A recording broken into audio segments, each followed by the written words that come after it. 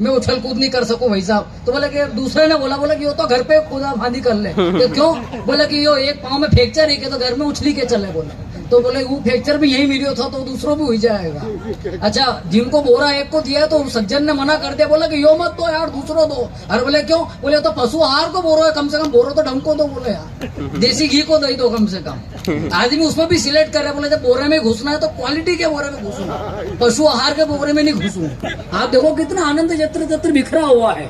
मैं आपको तो हमारे एक सरदार जी है सर, वाहेगुरु भाटिया, बड़े अच्छे कॉमेडियन है और वो लाफ्टर में भी गए हैं। तो वाहेगुरु भाटिया जी के घर पे मैं एक बार गया छिंदवाड़ा में। कई बार उन्होंने कहा आना तो बहुत पहले की बात है, 4-5 साल पहले की। तो मैं अचानक उनके पास घर में पहुंच गया, छिंदवाड़ा उधर ही गया था। तो जैसे पहुंचा तो रोहित क्या बात है, तो मैंने उनको प्रणाम किया, मेरे से बड़े हैं, मैंने चरण स्पर्श किया। अरे बोला बस अरे क्या पाँव पड़ रहे हैं। उनने जेब में से 500 रुपए का नोट निकाल के मेरे को दिया और मेरे को सरदार जी 500 का नोट काय के लिए, वो भी घर में तो घुसा ही नहीं उसके पहले। और बोला रख। मैंने कहा नहीं काय के लिए, कारण तो बताओ, ब्राह्मण है लेकिन फोकट में थोड़ी लेंगे। मैंने कहा पहले कारण। अरे बोला रख। मैंने कहा नहीं कारण बताओ। तो सरदार जी बोले कि हमारे खानदान में वाहेगुरु की कृपा से ऐसा हमारे खानदान में रिवाज है कि हमारे घर में कोई भी आता है और पाँव पड़ता है, पहली बार आता है और पाँव पड़ता है तो जेब में जितने पैसे उतने दे देते हैं। उनको मजा आ गया, ठीक है यार। मैंने 500 रुपए जेब में रखे। जैसे घर में प्रविष्ट हुआ, उनकी वाइफ सामने आई। मैंने कहा बड़े जी प्रणाम। मैंने पाँव पड़ा। अरे बस भैया जी खुश रहो। 2000 का नोट निकाल के, उस समय चलते थे पिंक नोट, मेरे को 2000 का नोट। मैंने कहा भाभी ये कैसे? बोले हमारे खानदान में रिवाज है, कोई भी आता है घर पाँव पड़ता है, जेब में जितने पैसे होते उतने दे दो। मैंने कहा बहुत बढ़िया। मैं बैठा ही था सोफे के पे कि उनके बुजुर्ग पिताजी अंदर चाय लकड़ी हाथ में लेके, मैंने आपकी बार पूरा साष्टांग दंडवत प्रणाम कर लिया। मैंने कहा बाबू जी प्रणाम आपको। अरे बोला बेटा खुश रहे। उन्हें बंडी में से 5000 रुपए निकाल के दिए। मैंने कहा ये क्या? बोला हमारे खानदान में परंपरा। अरे मैंने कहा समझ गया। मैंने कहा रोहित झन्नाट प्रोग्राम छोड़ो, इधर उधर के कारपेट शो और ये सरदार जी के घर पे ही आओ यार, कोई दिक्कत नहीं। 8000 तो ये हो ही गए अपने। अब भाई सब जेब में रखे पैसे, खाना पीना हुआ और आधा पौन घंटा उनके घर पे रुका और फिर मैंने कहा ठीक है वीर जी चलूं अब मैं। अरे बोले रुक जा। मैंने कहा अब क्या सब तो हो गया? अरे बोले मेन काम तो अब बचा है। मैंने कहा कौन सा? बोले रुक। उनने अपने बच्चों को अंदर से आवाज दी। बोले चिंटू। बोले हाँ पापा। बोले इधर आ। बोले क्या हो गया? बोले रोहित भैया जा रहे हैं, इनके पाँव तो पड़ ले। ताली तो इस बात पे बजाओ कि जेब पे 2000 भी निकलवा लिया अगले ने। ये सरदार को की कौम इस प्रकार की होती है, लेकिन बड़ा खतरनाक होते हैं साहब। एक सरदार जी तो इतना गजब के हमारे देश में हुए कि उन्होंने चुपचाप रह करके 10 साल चला लिया, इतना खतरनाक। लेकिन इस सीट अब उस सीट पे एक ऐसा आदमी बैठ गया जो किसी के बाप की नहीं सुनता। ये भी विडम्बना है। क्यों? क्योंकि उनको पास में तो वो फ्री है, ना घर में टेंशन है सुनने सुनाने का और ना बाहर कोई टेंशन है सुनने सुनाने का। इस पे मेरे को नाचना भी है क्या? हाँ नहीं तो नाचूं मैं साथ में। भाई साहब ने बहुत अच्छा गाना गाया। मैं एक बार चाहूंगा जोरदार तालियां इनके गाने के लिए हो। इन्होंने बहुत अच्छा गाना सुनाया, बहुत अच्छा। आपका सुमधुर कंठ है और लगभग उदित जी के आसपास आपकी आवाज रही। नहीं तो हमारा वो एक प्रोग्राम हुआ sir, corporate show, cement company का नाम नहीं लूंगा, अच्छा नहीं लगता। तो मैं वहाँ गया तो वो जो ऑर्गेनाइजर थे उनका बेटा था सर 5 साल का। उनने बोला कि बच्चा भी कविता सुनाएगा, पोएम सुनाएगा। और मैंने कहा ठीक है सर। और भीड़ अच्छी खासी थी यार, 700-800 पब्लिक उनके इवेंट में। और वो खड़ा होकर के उसने सुनाया। अब लेकिन कॉन्फिडेंस, बच्चे के पास केवल कॉन्फिडेंस, क्या सुनाया। अब उसके पिताजी ने उसको रटा दी शायरी। बोले कि बेटा आपको ये शायरी सुनाना है। अब सुनाने के लिए उसने रटा दी, पहली लाइन तो याद रही, दूसरी भूल गया वो। अब दूसरी जो भूल गया तो उसमें जो दिमाग में आया वो बोल दिया। बोले मोहब्बत के नाम पे सजा मैंने पाई है, मोहब्बत के नाम पे सजा मैंने पाई है। भीड़ देखी, भूल गया दूसरी लाइन, मोहब्बत के नाम पे सजा मैंने पाई है, बाकी शायरी बाद में अभी सुसु आई है।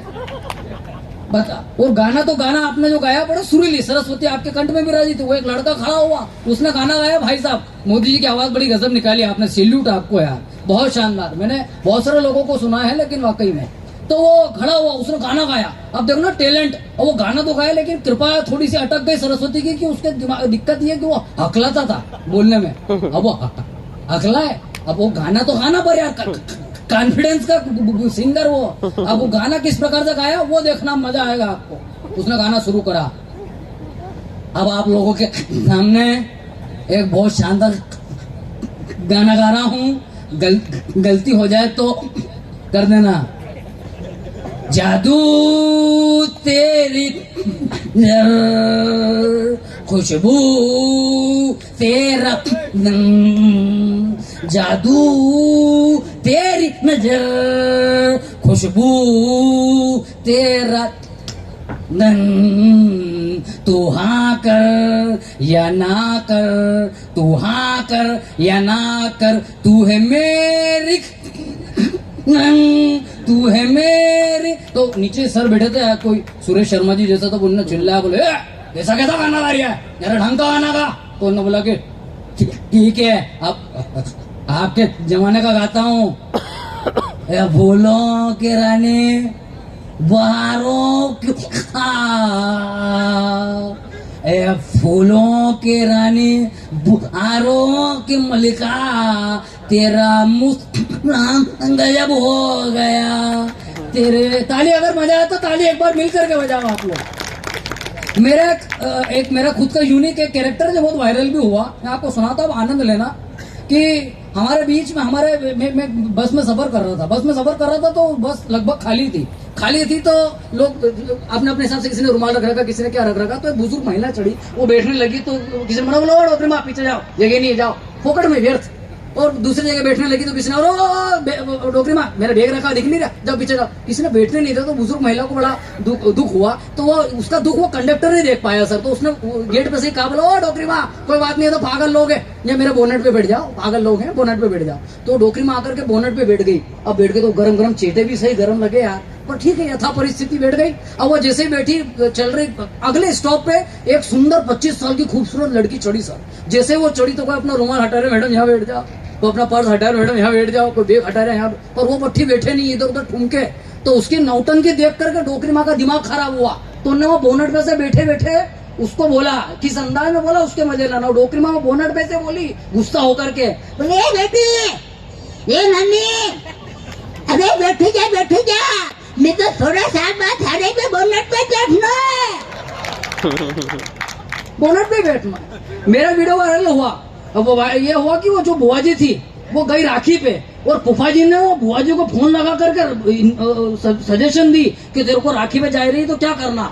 मालवा, आपको मालवी समझ में आएगी ना, मालवी आ रही है सर, आएगी सर। आप कौन सा हॉलैंड इंग्लैंड को मैं पूछ रहा हूँ, आ जाएगी क्या, आ जाएगी। कॉन्फिडेंस खतरनाक है अगर मालवा। तो वो डोकरी माँ को उनने बाबूजी ने फोन लगाया, हेलो, हाँ, अरे मैं तो बची जो हूँ, पर ये तू राखी में जाए तो फोकट खर्चा मत कर दिया। हाँ, नारियल तो खरीद 20 रुपए रख दिया। हाँ, मैं घर से टैक्सी बड़े को लेके, मीठे बहुत महंगी है। हाँ, तो लेके डब्बो बेग का नीचे रख दे, कपड़ा का माइटर। हाँ, ऊपर में रख दे, छुरा छुरी खा जाएगा सब। हाँ, अरे पहले मैं जो कह रही हूँ सुन ले पहला। हाँ, डब्बो करे फोकट ने ये राखी बांधे तब डब्बो हट दे, न सुरेश जी, न महेश जी, बेच खाते बड़ा है, पैसा दे तो नहीं लीजिए, हिम्मत करके रेवा दे, नहीं तो रख लेगा पट्टे जेब में। हाँ, अरे मैं कह सुन ले पहला। हाँ, टक्की को पहला टुकड़ा कर लीजिए, डब्बा में एक पीस को 2 टुकड़ा, आपको मत खवाइए। हाँ, मैं वो डब्बो पैसों में लीजिए, कहीं जाऊंगा, अगर मान लो कहीं वो पराठा बांधने में काम आएगा डब्बो। अरे वो मुकेश मिठाई का फोन लगा दे। बहुत बहुत धन्यवाद आप लोगों का कि बाहर आए बिना कभी कोयल नहीं गाती। बुजुर्गों का अपना आनंद होता है, काफी सारी चीजें होती हैं। बाहर आए बिना कभी कोयल नहीं गाएगी। तो मैं 2 पंक्तियां पढ़ता हूँ बुजुर्गों के नाम, माता पिता के नाम पे, क्योंकि उनके आशीर्वाद के बिना, उनके मार्गदर्शन के बिना कुछ भी नहीं हो सकता। कि बाहर आए बिना कभी कोयल नहीं गाती, अग्नि बिना कभी बाती जल नहीं पाती, और माना कि जवानी तन मन को जोश देती है, मगर बुजुर्गों के आशीष बिना मुसीबत टल नहीं पाती। और आपको एक छोटी सी चीज सुनाना चाहूंगा, क्योंकि आप काफी प्रबुद्ध वर्ग लोग, हम लोग कई बार कम लोग होता है कि अगर कहीं कॉर्पोरेट कल्चर में भी कोई अच्छे लोगों के बीच में सुनाने का अवसर मिल जाए।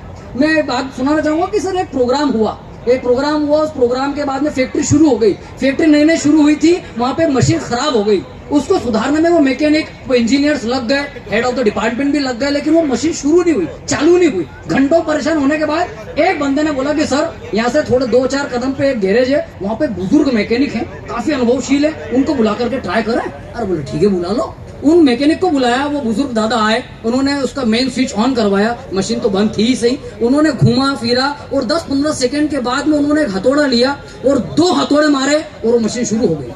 लोगों में बड़ा आश्चर्य हुआ और लोगों ने ताले बजे, बोले वाह बाबूजी कमाल कर दिया, 2 हथौड़े में चालू, वाह वाह वाह बहुत बढ़िया। कितनी क्या सेवा करे आपकी, कितने पैसे दे? बोले सर 5,002 रुपये। बोले 5,000? बोले खाली 2 हथौड़े के 5,000, 2 रुपए? बोले नहीं सर, 2 हथौड़े के तो केवल 2 ही रुपए ले रहा हूँ आपसे। अगर बात ठीक लगे तो आपकी ताले उठे, मैं अनुभव की बात बोल रहा हूँ। उन्होंने कहा कि सर 2 हथौड़े के तो केवल 2 रुपए ही ले रहा हूँ, लेकिन 5,000 रुपए इस बात के ले रहा हूँ कि हथौड़ा कहाँ और कब मारना है। इसको कहते हैं अनुभव। ये सारे आप मिस्त्री लोग, शिल्पकार लोग, इंजीनियर्स बैठे हैं, काफी अच्छे अच्छे लोग बैठे हैं, ये आपका अनुभव बोलता है। मैं पंक्तियां आपके बीच रख करके और आपसे विदा लेना चाहूंगा। उसके पहले एक छोटी सी चीज और, अगर आप लोग समय है, क्योंकि मैं लोकतांत्रिक कवि हूँ। लोकतांत्रिक मतलब पूछ के सुनाता हूँ, ऐसा नहीं कि प्राण खाओ। क्योंकि वो आपने एक जोक सुना होगा कि एक जगह कवि बैठा हुआ, मतलब बस में बैठे हुए 2 लोग, और एक ने दूसरे से बोले कि भाई साहब आप क्या करते हैं? बोले साहब मैं कवि हूँ, कविताएं सुनाता हूँ। आप? बोले मैं तो बेरा हूँ, सुनता ही नहीं। हाँ, पहले ही मना कर देता शिवम भाई आदमी, उनने को तो चालू होगा तो बंद ही नहीं होगा। तो मैं साहब प्राण खाऊं कभी नहीं हूँ, आप कहो तो मैं सुनाऊं ऐसा।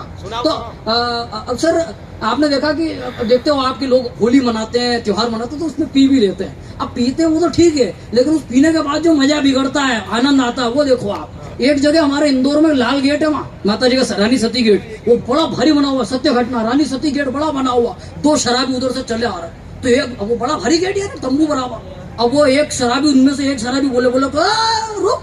बोले क्या हो गया? आया बोले देखो दिख नहीं रहा है गेट, माथे में अड़ा आपने। अरे बोले ये कहाँ से अड़ा? अरे बोला अरे हाँ माथा में लग जाएगी यहाँ। तो बोले अब फिर क्या करें? बोला कि अपन एक काम कर, बैठे बैठे चले। अरे बोला बैठे बैठे भी अड़ेगा। बोले फिर क्या करे? बोला थोड़ा रेंगते रेंगते चले। बोला हाँ ये ठीक रहेगा, अपन रेंगते रेंगते चलते तो शायद ही अड़ेगा। बोला हाँ। अब दोनों शराबी उस बड़े भारी गेट के नीचे से रेंगते हुए जा रहे हैं। अब उनकी इस दृश्य को देखा है पुलिस वाले ने, उसको लगा साले दोनों के दोनों चोर है यार। उसने लट्ठे उठाया, पास में आया और दोनों को एक साथ माथे में जोर की दी। तो जैसे पड़ी तो उनमें से एक जना क्या बोला, देख मैंने बोला सुना लगेगी अड़ेगा।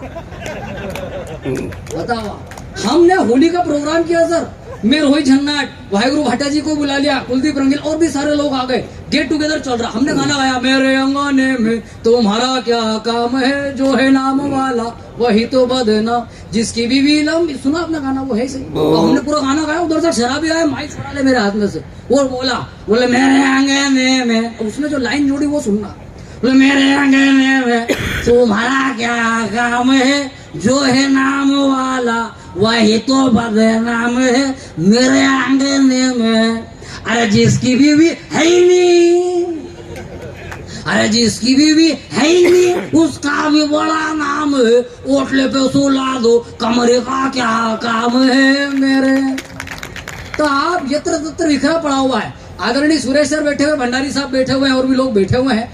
मैं 4 पंक्तियां आप अनुभवी लोगों को समर्पित करता हूं, जिन्होंने अर्श से, मतलब फर्श से अर्श की, जमीन से उस आसमान की यात्रा की। आप एक बड़े पद पर आज बैठे हुए, मुझे बताया सर ने कि यार मैंने भी एक छोटे से, एक नॉर्मल से छोटे से व्यक्ति के रूप में शुरुआत की थी, आज डीजीएम के पद पे हैं। मैं उन लोगों को 4 पंक्तियां समर्पित करता हूं जिन्होंने के पास में हाथ में कुछ नहीं था, लेकिन आज कुछ न कुछ वो वजूद अपने स्वाभिमान से बना करके बैठे हैं। कि सुकून जिसे कहते हैं अक्सर नहीं मिला। हस्तीमल हस्ती बड़े शायर हुए इस देश के, मैं उनकी पंक्तियां पढ़ता हूं कि सुकून जिसे कहते हैं अक्सर नहीं मिला, नींद नहीं मिली कभी बिस्तर नहीं मिला। सुकून जिसे कहते हैं अक्सर नहीं मिला, नींद नहीं मिली कभी बिस्तर नहीं मिला, सारी चमक चेहरे पर पसीने की है जनाब, विरासत में हमें कोई जेवर नहीं मिला, विरासत में हमें कोई जेवर नहीं मिला। बहुत बहुत धन्यवाद, आप लोगों ने समय दिया। शिवम जी ने भी बहुत बहुत अच्छा संचालन किया है, बहुत बहुत धन्यवाद उनको भी। और एक बार जोरदार तालियां अल्ट्राटेक सीमेंट के लिए, आदरणीय सुरेश शर्मा जी के लिए, जिन्होंने मैं